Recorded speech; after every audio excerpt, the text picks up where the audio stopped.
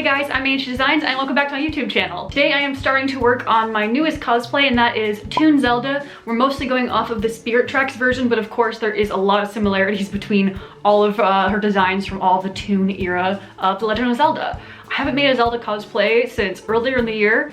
I'm starting this in November. I'm not sure when I'll get it done, but I'm really excited to work on this project. So first I'm starting off with the dress. I will probably make this a video series and work in parts. So we're gonna start focusing on the dress to begin with. So with a lot of my projects recently, I have been doing completely pattern drafted from scratch pieces, but I knew exactly the shape of the base dress that I wanted, and it was based off of a pattern that I've used before on multiple costumes, including my original design of Princess Zelda and Rosalina. I luckily still have the pattern, and this is a very popular pattern along cosplay community because it is a really good one. But the skirt shape is essentially almost a half circle and it's all princess lines, so it's really elegant, it fits well, but there's a lot of flow in the skirt, and that's exactly what I want for Spirit Tracks Zelda. So what I did was, instead of just using the base pattern as is, I did have to alter it a little bit to fit as the base dress for Zelda, because of course, first off, there's no sleeves on her dress, and the design up at top is a little bit different around the neckline and the armholes. So what I did essentially was, when I did my original Zelda cosplay, I cut the waist up on the patterns off. So luckily they were already cut. So what I did was I traced those pieces out. I retraced them to the size that I needed and then just put them aside and put them back in the package. Now, I also did have to mark all the seam allowances, because usually when I work on patterns, I put the seam allowances on as I cut. But instead, this time, of course, the pattern has seam allowances built in. So I had to trace around the seam allowances so I knew exactly what my finished pattern piece looked like before I started to alter anything. This makes sure that when everything makes sure that everything lines up appropriately. From there, I started to adjust the neckline. I wanted the straps to be a lot less wide and the neckline a lot more open in the front, because her dress kind of looks like it just gets looks almost strapless, like it's straight across the top. Though putting a strap in makes it a lot more comfortable and holds up the dress a lot better, and it just keeps everything in place properly. And I don't want to have to bone this garment because I don't think it actually will need it. So essentially I scooped out the armhole a little bit. It needs to be a little bit lower than it would be if it had the sleeve on it, made the shoulders a little bit less wide, and fixed the fitting around the neckline. So this meant I also had to take the pieces that lined up with each other and make sure that they line up nice and smoothly once they're all sewn together. Then I adjusted the seam allowances so that when I sewed the pieces, everything would line up appropriately as well. On her design, it almost looks like she's wearing 3 layers. A dress, because you do see a bit of the pink on the back, so it's not just a pink skirt. So she has a pink dress, a white undergarment, and a darker pink over bodice kind of situation. So I don't want to actually wear 3 layers because this is a costume I'll likely be wearing in the summertime. So I've decided to make the white layer actually just part of the pink layer. So I've put the pieces all together and traced out essentially this weird little armhole area piece, so that when it's all put together, it actually lines up appropriately.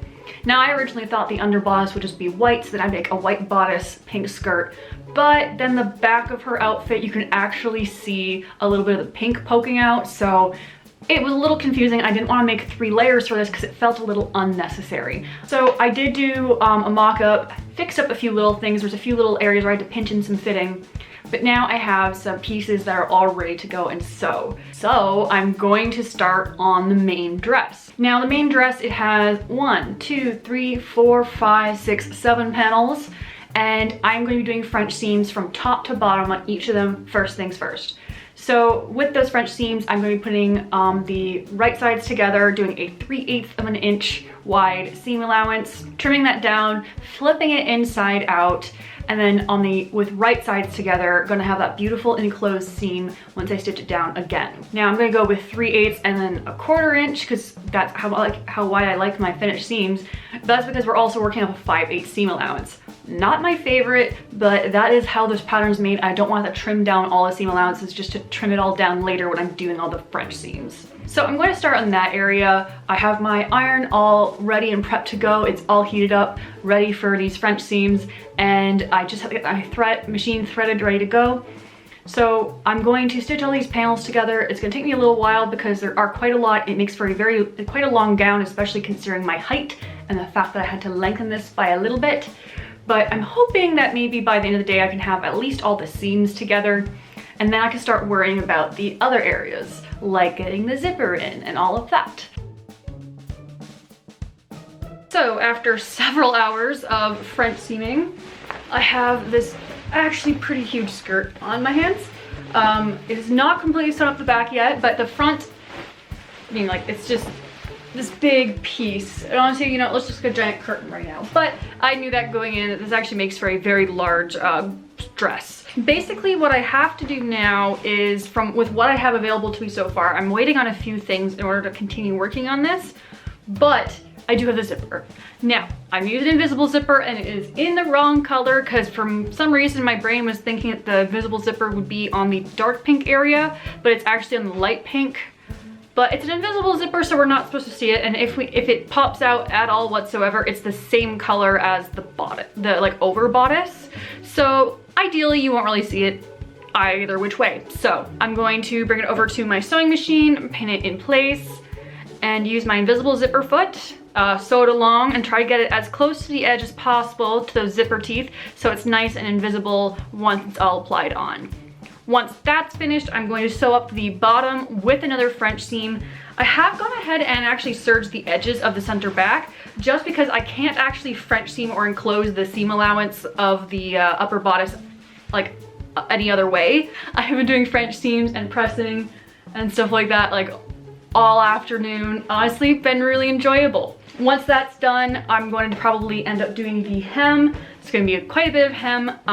I actually added on 1/2 inch onto the pattern because on my mock-up it was basically the perfect length, but I didn't have any hem done on that. So I added 1/2 inch and I'll be turning up the hem 1/4 inch and then another 1/4 inch over on my iron, and then top stitching that into place on my machine.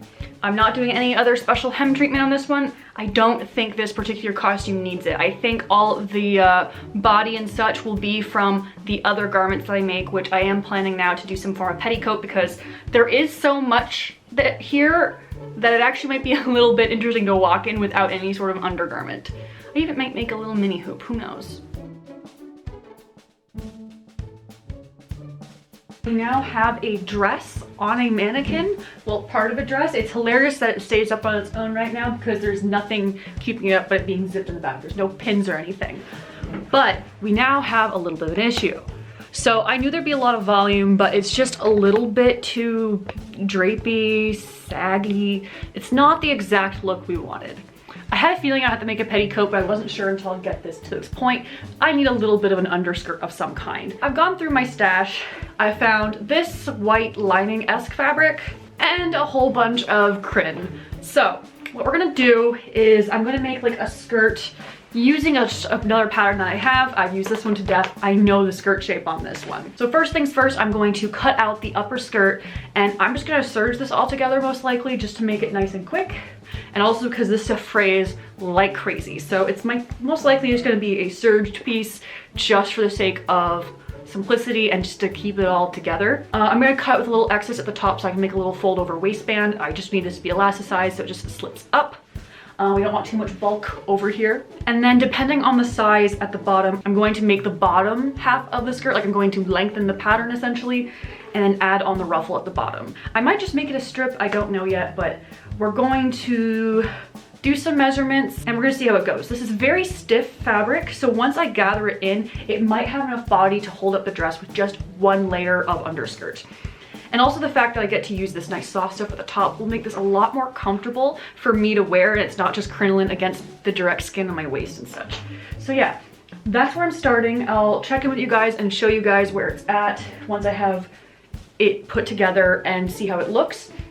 And then I'll determine if I need more. So that's how we're gonna attack this part. So let's go and see how this crinoline little experiment goes. All right, so I've made quite a bit of progress recently. My little like underskirt is finished, and honestly, it's doing the trick and I'm pretty darn happy with it. That means I can start working on other areas. Now I've been a bit of a stalemate because I've been waiting for things in the mail and Canada Post is on a strike. So there were two areas that I could potentially work on, and both of them had stuff in the same exact package. So that's inconvenient at its best. So when I finally received it, I decided to start on one end instead of the other. Usually I would try to complete a garment to as much completion with as few raw edges left before moving on to detail type things. The top of the costume is still like unfinished, but this fabric is not fraying a ton, so I'm not too worried about it. Also, it has like a 5/8 seam allowance, so yeah, very much not worried about it fraying too much. So I started to work on the details on the bottom. I purchased a beautiful, it's like a polyester taffeta of some kind in a very beautiful periwinkle color, a periwinkle purplish. In some of her art, this zigzag detail is kind of this color, in others it's not, but I decided to go with the periwinkle color. What I did was essentially I put all the pattern pieces for the skirt together to figure out the exact curvature, measured 7 inches up from the bottom, and then I created like this strip to go all the way around, and I created the zigzag patterns within that strip that I had created to make sure that would fit onto the dress properly once I had it made. So they're not a straight strip, it is a curved piece. So my heat and bond came in today, so I'm gonna start cutting out the purple trim that will go like the periwinkle purple color. But the way I have just enough fabric for this.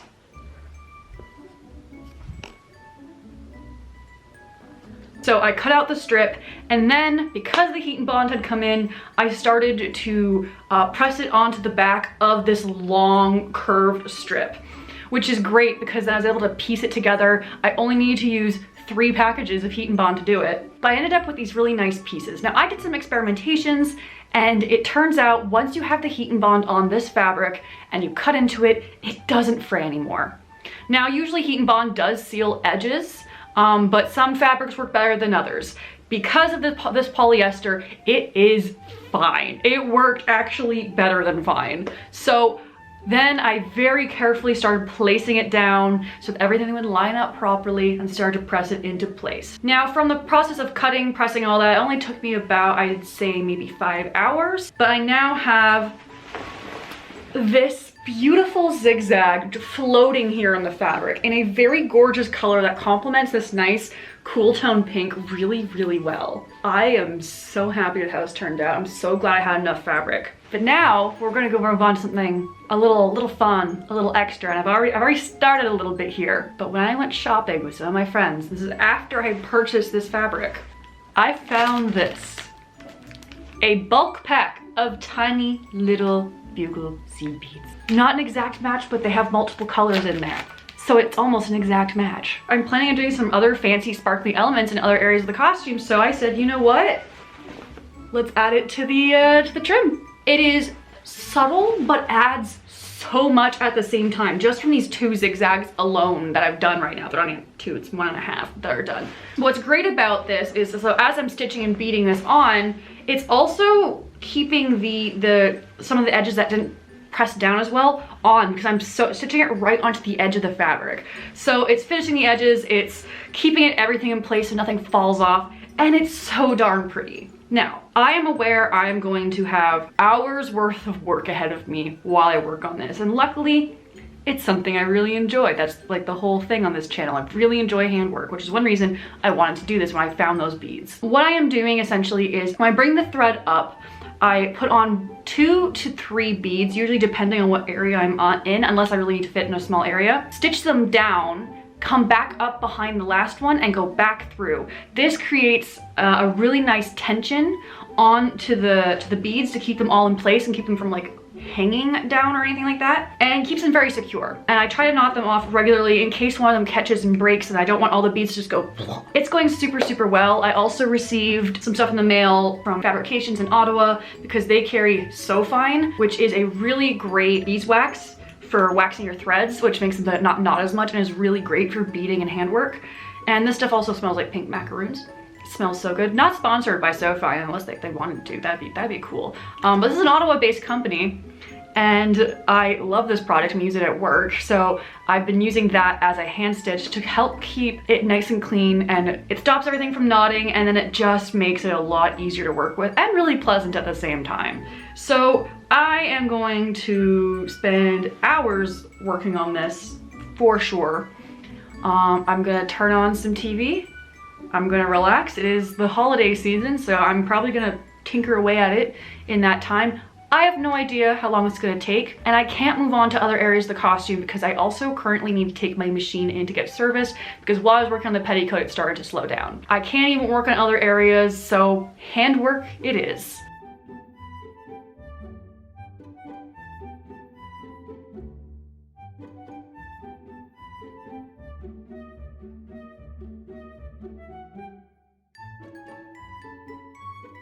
Okay, so it has been a time since I last checked in on this particular vlog, because when I was working on that petticoat or little underskirt garment, my machine started to stop working. There were a few other signs that it was time to bring my machine in to get it looked at, and yeah, sure enough, that was that time. So that was actually a little bit before Christmas that I did that, but also, as they deserve, the shop that I bring it in take time off around Christmas and New Year's, so I knew that she wouldn't be seen for quite a while, and I only got the machine back in mid-January. And at that point I had started working on a lot of the handworky stuff, like the beading, and from another video, the tabard, which will, this again is going to have its own whole video. I've sunk about 100 hours into this piece so far as we currently stand. I'm estimating about 120 by the time I also finish this, because so I just started plugging away at this in the time that I was waiting on it, and then I got the machine back, but I just kept going on this because I was having such a good time on it. But my back is starting to hurt a lot from sitting over it all this time, so I'm gonna take a little break from it despite being at the tail end of it, and I'm gonna start working on the dress again, because I was actually very close to finishing the dress. The next thing I need to do to get the actual physical dress finished is the little underarm piece, because as you can see in the dress, there's no straps on it, and it's extremely low on the underarm. So that's where this piece comes in. You saw me working on it earlier on, and that is so I don't have to make a 3-layered gown. It's just 2 layers. It's like a mock. It makes it have the illusion of an underlayer being worn, but there isn't, and I'm going to cut it out in a really nice semi-stretch actually fabric that looks really nice alongside this in white, and I'm gonna line it with a very simple cotton. All of them have been washed already, so they're all good to go. And yeah, I'm going to start attaching that to the bodice section of the dress, and then I'm probably going to do a lot of hand stitching to finish it off, because that's just how I prefer to finish these types of things. But we're gonna get it attached, we're gonna get it lined, and we're going to hand close everything. And I'm likely gonna hand hem all the edges once it's all attached, roll those in, press them down, and hand stitch them down, which should not take a lot of time. I'm very quick at hand stitching at this point. And then we'll see where we are from there. It's morning right now. I'm thinking by tonight I could actually start working on the over layers that go on top, the bright pink bodice. But for now, I'm gonna see how long it takes me to get to the underarm section that I'm doing right now. Especially because I haven't machine sewn in over a month right now. So let's get to work on that, and then we'll see where we go from there.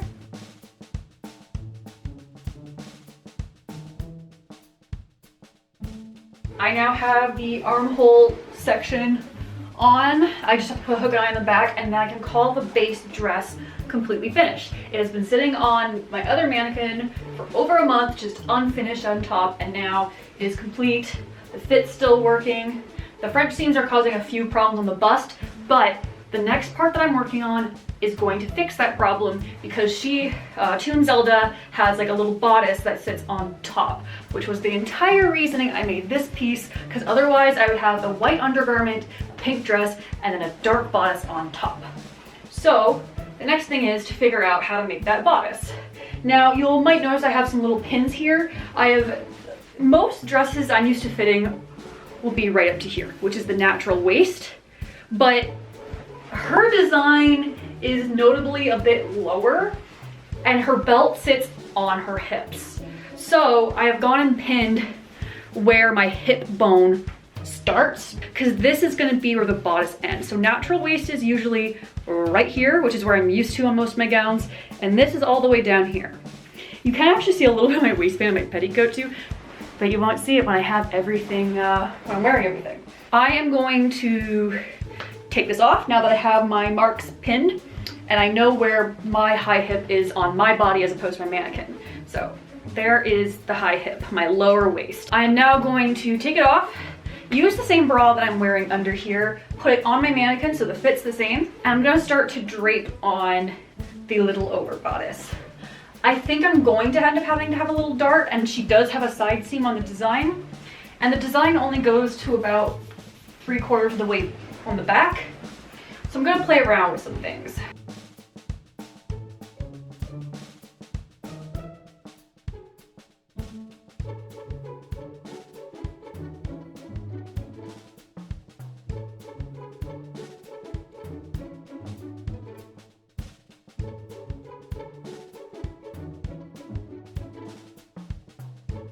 But otherwise, I'm feeling really good about this. I love the way it's moving so far. Considering I really want to pay homage to Spirit Tracks, where she is a little ghost, it moves just how I want it to.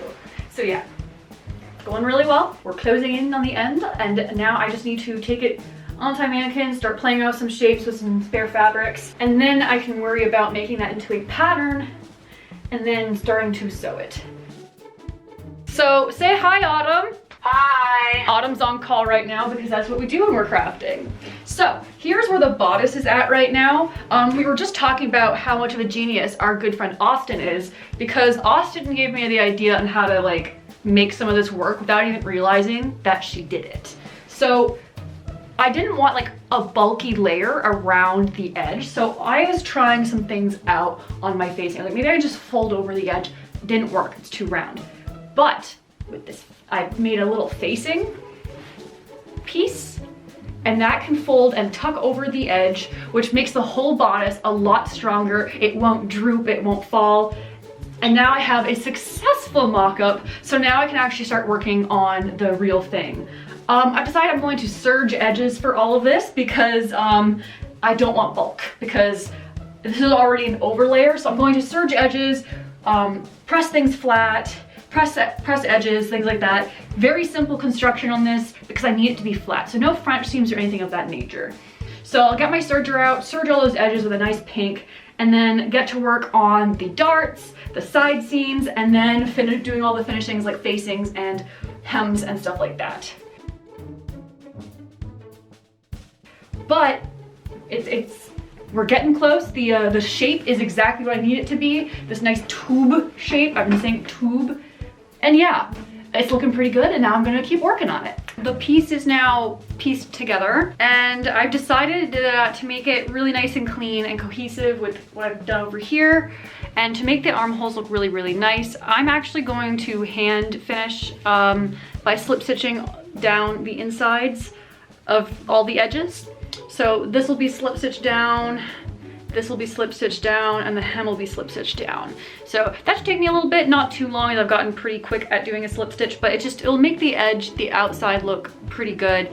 And yeah, the facing is working quite well. It still needs a good press after I've done all the hemming and such like that, but it'll do the trick. I'm also really, really proud of the curvature I've achieved at the dart, because darts can sometimes look really, really pointy, but this one's nice and like I put a lot of effort into pressing it out really nice, and I'm really, really happy with how it's come to take shape. Like it's sitting quite like, I'm just holding it there. It's sitting quite well.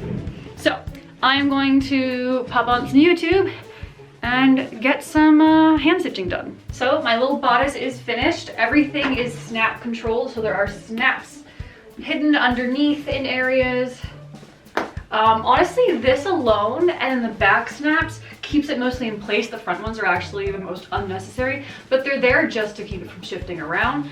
But I'm so happy with the silhouette. I'm so used to things being at the natural waist here. So the fact that I managed to get this tubular silhouette and like it looks the part where it's this little overdress. I'm really happy with it. So here's a look at the back, because her back is like open for some reason, but you know, it's all snaps. And I managed to get them to be pretty invisible in some areas. You cannot tell if there's like snaps. If I could get it in, that'd be great. You cannot tell that I sewed on snaps from the outside. So all in all, I'm very happy with this. I'm really happy I managed to get the top to tuck in the way it is. So it snaps on the inside. So instead of the weight being pulled from the snaps like here, which is a problem I see a lot when you use snaps, the snaps are in here. So the weight is on the dress and on this piece here. So I'm really, really happy with this. It'll make the costume look a lot better, behave a lot better, and just in general be more structured. Now, there's actually only one part left of the dress itself, and that is the little shoulder thingies. Now, the shoulder thingies are a weird shape because they originally look like they flare out like this a little bit if you look at the art, but actually what it is it's just one piece that goes around. There's no corner over here like I thought there was originally.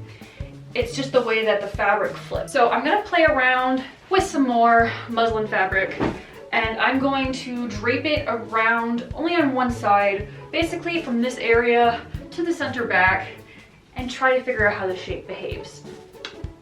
It should be pretty simple. In the end, I should end up with some form of rectangular or curved out shape. I'm not 100% sure. That's what draping is kind of all about. So we're gonna drape, we're gonna try out some shapes, gonna try some pleats here and there. I have images of Toon Zelda brought up my computer off to the side. And yeah, the goal is that it covers the shoulder because it's not off her shoulder like a lot of these type of sleeves are. It's over the shoulder a little bit. So we're gonna cover these shoulder straps. And yeah, I'm hoping this goes decently well, and then I could potentially have a finished piece today, depending if the draping and the cutting out and the hemming all goes well.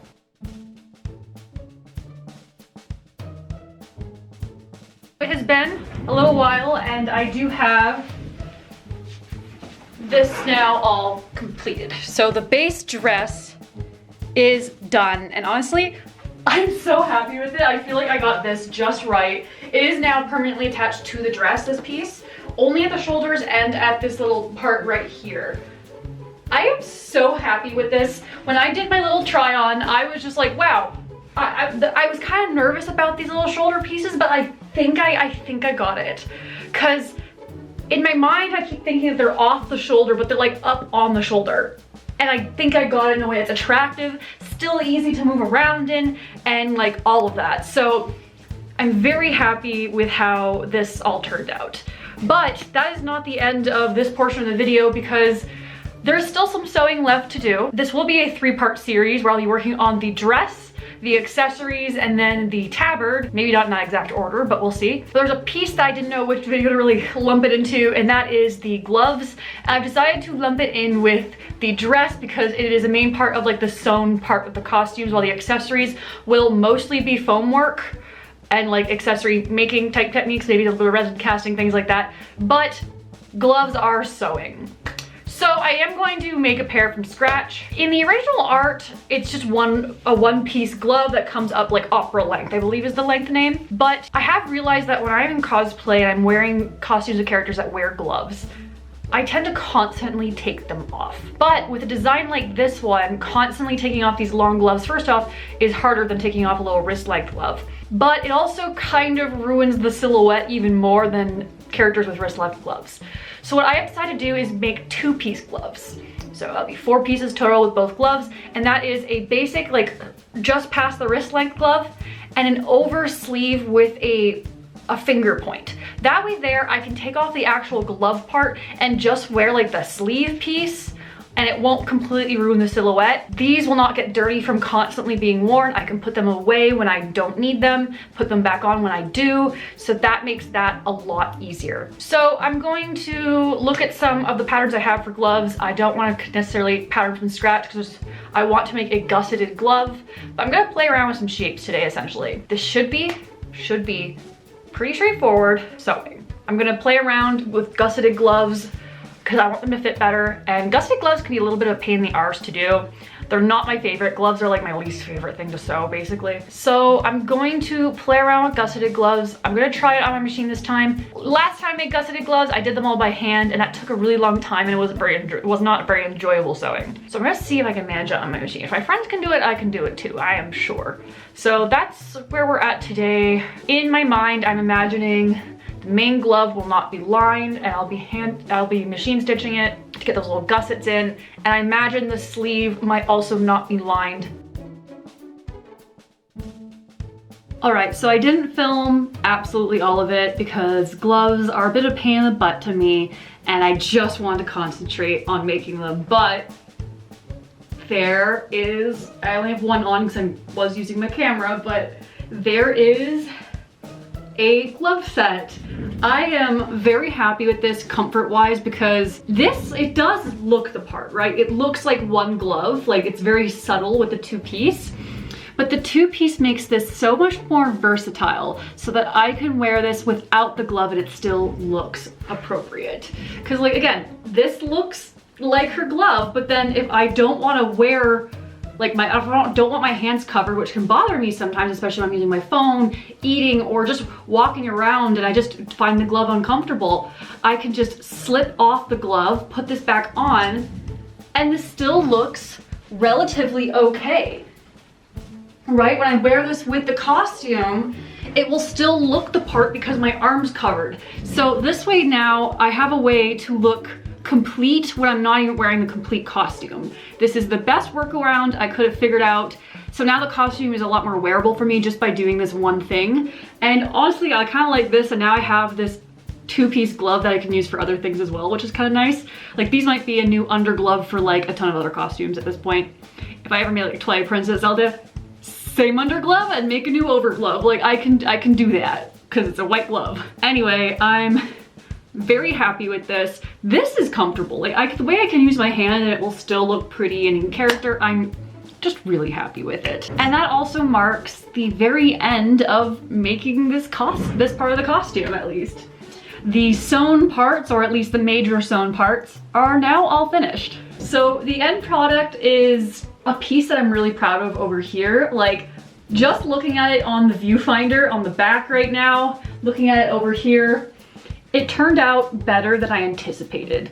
This character, this version of Zelda, is challenging in some senses because she is this tiny little chibi-fied character, so creating the proportions to look good on me as a human and also still look like the character, taking some of my own design influences and stuff like that. I'm really happy with the decisions that I made. I'm really glad that I decided to adjust a pattern I already have and do some draping on top of that. I am really happy I used the silhouette of a skirt that I did. I'm very happy with the undergarment because it's just enough volume that it doesn't look like it has volume. Like it's just enough, I feel. A lot of the design decisions I did on this costume so far are a lot of like quality of life things that make it a lot easier to wear, wash, fix. Like I can fix any of the beads if they come loose at any point. And actually while sewing at one point, it did snag on a drawer handle and only 2 beads fell off because of the way I sewed it down. So I am really happy with those decisions. I am happy with the colors I chose. These colors feel very accurate. I like that I went with a purple instead of the dark to match the tabard because it makes the tabard and all that look actually a lot better with it in the end because the tabard is so bright and this is bright. So everything I feel ties in really, really nicely, and I'm just really happy with this piece. I'm really happy to be showing you this piece. Very excited and nervous to move on to some of the next pieces. On the desk in front of me, I do have the work in progress of the tabard. So I'm really hoping to have that come out very, very soon. And then there will be a final piece of the video series where I'll be working on the accessories, which is the part that I'm actually the most nervous for because sewing I can grasp. And even though they're very simple shapes, the fact that they're simple means they're easier to mess up because if they look wrong, it's gonna be more apparent because they're simple. Thank you guys so much for watching. Be sure to like, subscribe, and all that good stuff to see these next videos. Thank you guys so much for watching.